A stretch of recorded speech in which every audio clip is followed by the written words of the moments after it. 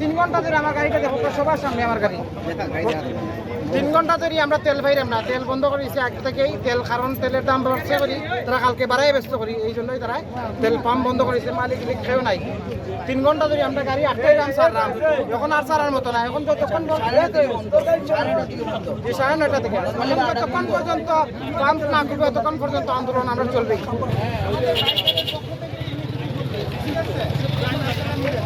ভাই তারা তো তেল স্টকও আছে, তো চাইলে তারা তেল দিতে পারে, এখন তেল দাম বাড়াইতেও তারা স্টক করি আর তেল বেছে না, কাল খাইল 12টার পরে এই তেল বেচবো, বুঝছেন নি? এই তেলটা স্টক করায় আমরা অনেক পাইকার আপনি পিছনে সামনে দেখুক আমার বাইকের একটাও তেল নাই ভাই, আমি দিতাম পারলাম না। আমি তো এই দেশের এখন সাধারণ জনগণ, আমি সাধারণ জনগণ যদি ভাই একটু এরকম ভুক্তভোগী তাহলে এই মানে মানুষের কি অবস্থা হইব আপনারা দেখুক। আমরা দেশের পরিস্থিতি শ্রীলঙ্কা থেকে আরো ভয়াবহ কইব আমরা দেশের পরিস্থিতি, এই আপনারা দেখুক ভিডিও পাই হল, আমরা অনেক বাইকার হলি কেন, কিন্তু আমরা তেল নাই করে আমি দিতাম পারলাম না ভাই। আদারতুল্লাহ সিলেট মদিনা মার্কেট আদারতুল্লাহ পয়েন্টে আমরা গাড়িগুলো অবরোধ করেছি।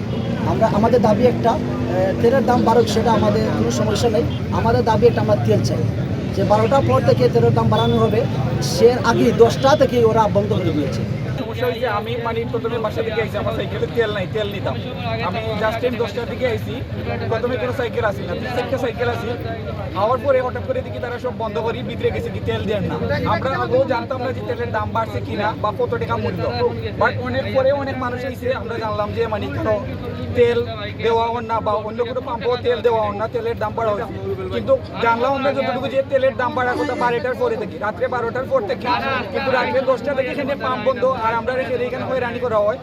আমরা শান্তিপূর্ণভাবে এখানে একটা আন্দোলন করলাম, বাট পুলিশের পক্ষ থেকে আমরা অনেক থ্রেট দেওয়া হয়, পরে প্রবলেম হইতে পারে, আমরা এখানে থ্রেট দেওয়া হয়। আমরা চিন্তা করলাম আমরা তো সরকার বিরোধী কোনো এজেন্ডা বাস্তবায়ন করলাম না, আমরা তো কোনো রাজনৈতিক দলের কোনো কর্মীও না, আমরা তো কোনো স্বার্থ নাই, আমরা তো সুন্দর মতো এখানে সব কোনো কেউর কোনো ক্ষতি ছাড়া, জানমালের ক্ষতি ছাড়া আমরা সুন্দর একটা আন্দোলন করলাম। বাট আমি বুঝলাম না যে আমার এখানে থ্রেট দেওয়া হয়।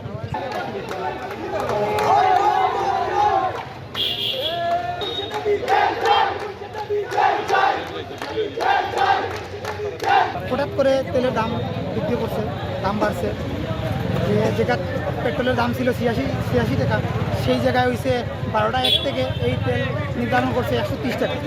এখন 12টা 1-এ বন্ধ করার কথা, তারা 9টার সময় তেল পাম্প বন্ধ করছে। এই তেল পাম্প 9টার সময় বন্ধ করছে, এই দাবিতে ওরা জবাবদিহিতার দাবিতে ওরা আন্দোলন করতেছে যে 9টার সময় কেন তারা পাম্প বন্ধ করে। তাদের নির্ধারণ যে নির্ধারিত সময় আছে সেই সময়ে যদি পাম্প বন্ধ করতো, কিংবা এই তেলের দাম 12টা 1 থেকে তার যে 130 টাকা করে ছিল 130 টাকা করে নিত, ঠিক আছে, তাদের নিয়ম তাদের কানুন সবগুলো ঠিক আছে।